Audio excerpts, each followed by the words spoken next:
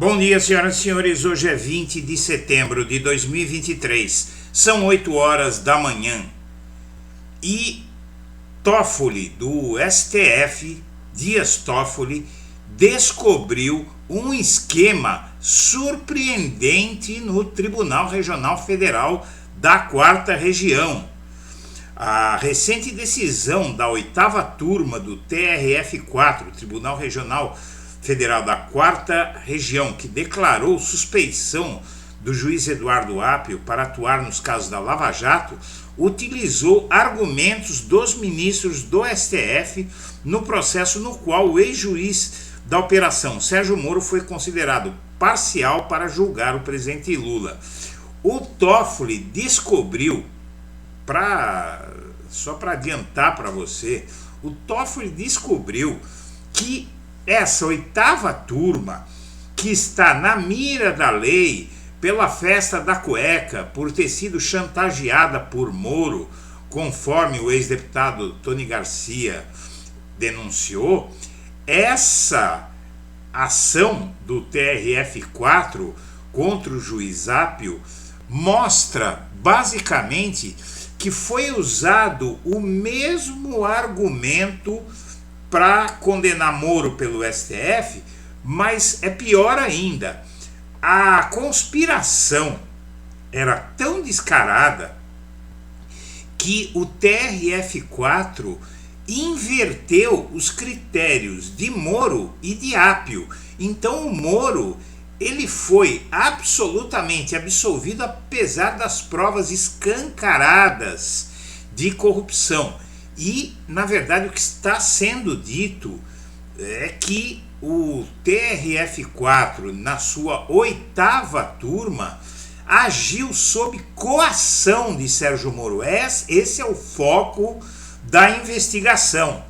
O Apio foi declarado suspeito no último dia 6 em decisão pelo CNJ, em decisão derrubada pelo Dias Toffoli, e o ministro Luiz Felipe Salomão, do CNJ, que declarou o Apio suspeito, na verdade ele foi induzido a erro, e o juiz Apio foi considerado parcial pela sua atuação na 13ª Vara Federal em Curitiba, onde tramitam os processos remanescentes da Lava Jato, e o Toffoli anulou tudo.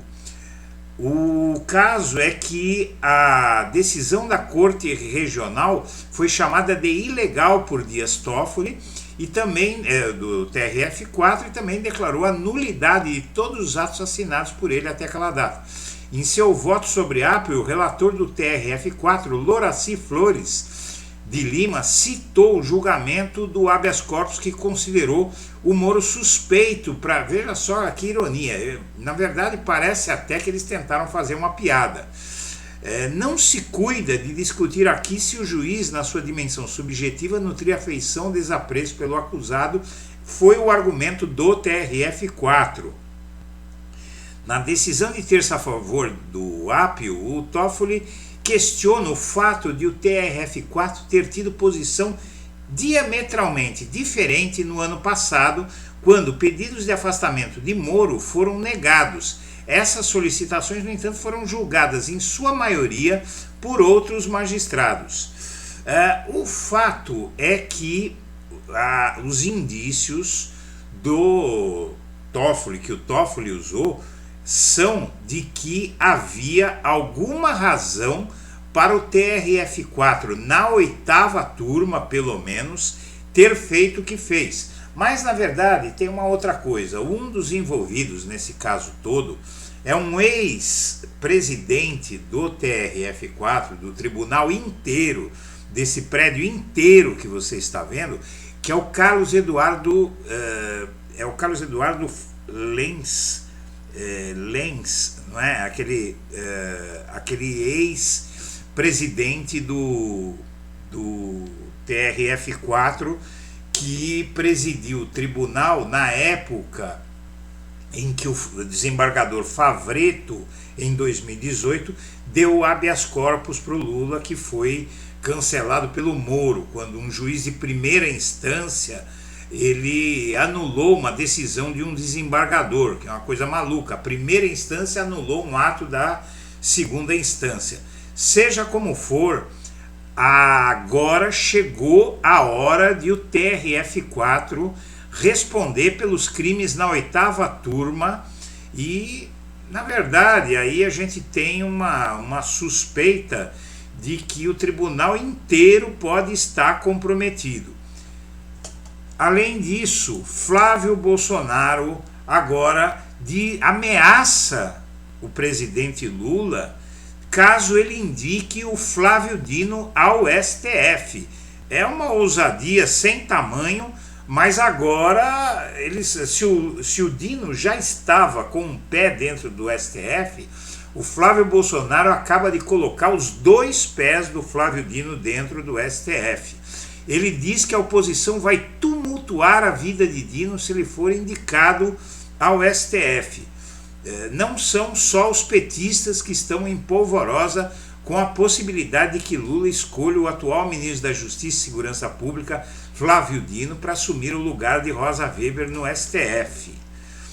Os bolsonaristas também estão atentos aos movimentos do presidente da República e prometem infernizar a vida de Flávio Dino, caso seja ele o indicado para o cargo que estará vago a partir da próxima semana, com a aposentadoria da ministra Rosa Weber.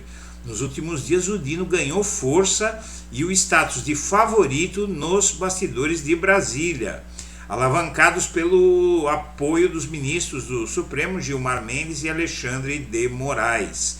Agora, o Dino conta com o apoio do Lula, do Gilmar Mendes e do Alexandre de Moraes, e agora ele conta com o apoio do bolsonarismo, porque o bolsonarismo, ao ameaçar Lula, aliás, principalmente esse sujeito aqui, quando ele ameaça Lula, caso ele indique Dino para o STF, ele torna a indicação do Dino mais certa do que o raiar do dia amanhã. Com certeza o Lula, se já estava decidido a colocar Dino, agora é que ele vai indicar mesmo o ministro da Justiça. E esse medo do Flávio Bolsonaro em relação ao Dino, do Flávio Bolsonaro, do bolsonarismo em geral, do Flávio Dino, é que o Flávio Dino é extremamente combativo e com uma caneta de ministro do STF na mão, não vai ter para ninguém. E Lula está muito interessado na reunião com Biden e ele diz que é histórica a reunião dele, o acordo conjunto que os dois vão anunciar hoje, uma aliança desses 2 países em prol do trabalho no planeta. Vai ser um momento de fortalecimento do Lula em escala mundial. Para que você tenha uma ideia, o Joe Biden vai colocar o Lula, vai alçar o Brasil ao patamar de líder global. Não é pouca coisa. O discurso de Lula ontem na ONU foi uma das coisas mais impressionantes, porque eu não sei se você, minha amiga, meu amigo, reparou, mas se o Lula usou teleprompter, não parecia, porque ele olhava para a esquerda, olhava para a direita, ele olhava para a plateia e falava. É muito possível, e eu não duvidaria disso, que o Lula tenha decorado aquele discurso inteirinho, coisa que é muito difícil de você ver. É muito difícil de você ver. E a segurança com que o Lula falou, ele foi aplaudido 7 vezes. Não se tem notícia de um discurso tão celebrado na ONU em muito tempo. Claro que já deve ter tido, mas realmente até agora ninguém conseguiu fazer uma comparação. Quase não deixaram o Lula falar de tanto aplauso. E o Exército, segundo um tenente da PM, soldados do Exército largaram o escudo e saíram correndo da turba furiosa de bolsonaristas em 8 de janeiro. A Justiça, tenente da PM, diz que homens do Exército largaram escudos e correram no 8 de janeiro. Tive de grudar pela farda e mandar voltar. Olha, eu sou suspeito para falar, viu, minha amiga, meu amigo, porque o Exército brasileiro, sinceramente, as Forças Armadas brasileiras são uma vergonha. por tudo que eles fizeram no passado e pelo que eles fizeram agora no presente recentíssimo, ou no passado recentíssimo, ano passado, nos últimos 4 anos, deram força para um animal como aquele. Então realmente espera-se que este país reflita sobre suas forças armadas, inclusive até se vale a pena ter forças armadas assim. Não é? Talvez seja necessário mesmo, não é? Às vezes eu me questiono isso, mas se formos ter forças armadas, é preciso profissionalizá-las, porque elas não servem para nada hoje no Brasil. Tem um quartel aqui ao lado da minha residência, que é um dos maiores quartéis do Brasil, que é o QG do 2º Exército, perto da Assembleia Legislativa, aqui perto do Parque do Ibirapuera, em São Paulo. Da minha janela eu consigo enxergar o que acontece lá dentro. Não tem nada, está sempre vazio, custa uma fortuna, tem um condomínio de luxo para os militares, ninguém faz nada ali. E golpista começa a ser julgado dia 26 pelo STF em julgamento virtual. E o fato é um só: o STF está querendo fazer julgamento sem publicidade para impedir a lacração, pessoal, para impedir a lacração. Por quê? Porque vocês viram o circo de horrores que foi o julgamento dos primeiros 3 condenados do 8 de janeiro. Os advogados deles esqueceram o direito, esqueceram a defesa dos clientes e trataram de lacrar para conseguir likes nas redes sociais e virar influencers, pedirem Pix. E essa publicidade, como bem disse o Lula, é o que faz mal para o judiciário brasileiro e para esse país, transformando o STF em entretenimento. Virou uma luta de MMA. E a OAB pede ao STF julgamento de réus do 8/1 em plenário presencial. Porém, é o que a gente pode prever, o que vai continuar acontecendo no STF, se derem muito espaço para esses advogados bolsonaristas, porque vai ser uma sucessão imensa de advogados bolsonaristas querendo lacrar para as redes para virarem influenciadores, né? Então aí essa discussão vai ser muito boa, e é engraçado que ela ocorre justamente quando o Lula apontou esse problema, não é? E foi inclusive mal compreendido, mas o fato é que esses julgamentos no STF vão se arrastar e vão produzir muita desmoralização do judiciário brasileiro e do sistema de justiça brasileiro.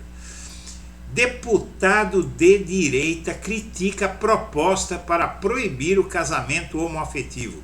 O deputado Marcos Beltrán, do PP de Alagoas, imagine, do PP e ainda de Alagoas, afirma que todos são iguais perante a lei e que alguns críticos ao projeto não são sexualmente assumidos.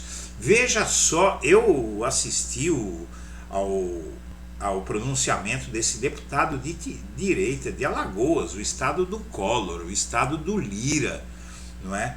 E ele fez um discurso belíssimo e defendeu os direitos dos homossexuais de uma clareza solar, esse deputado. Então veja, minha amiga, meu amigo, como a gente não deve pré-julgar ninguém por questão nenhuma.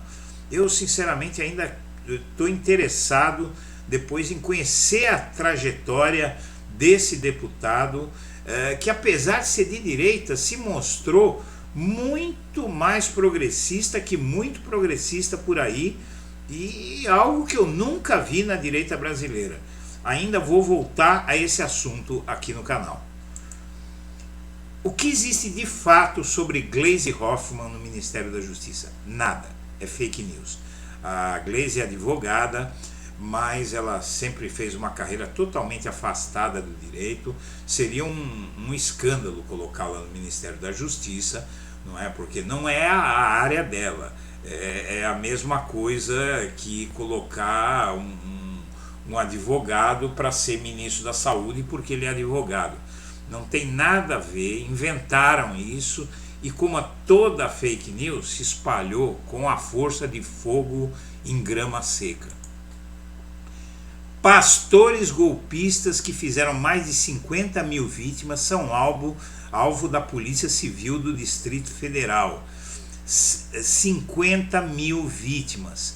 Tem pastores que diziam o seguinte, eu vi um documentário da BBC essa semana, um desses pastores, se não me engano é esse aqui que está no vídeo, ele dizia assim, olha, o Lula vai assumir, já está pronta a bandeira vermelha, que vai substituir a bandeira verde e amarela, e o Brasil vai acabar. Agora, se você comprar o meu curso de 12 parcelas de R$38 por mês, você vai se salvar. Então é muito bom colocar esses caras na cadeia e jogar a chave fora. Primeiro condenado no 8/1, acredite se quiser, o cara era terraplanista. Os colegas dele na Sabesp disseram que ele é terraplanista, é terraplanista, e que ele era um cara batuta, trabalhava bem, era companheiro, mas ele foi se radicalizando.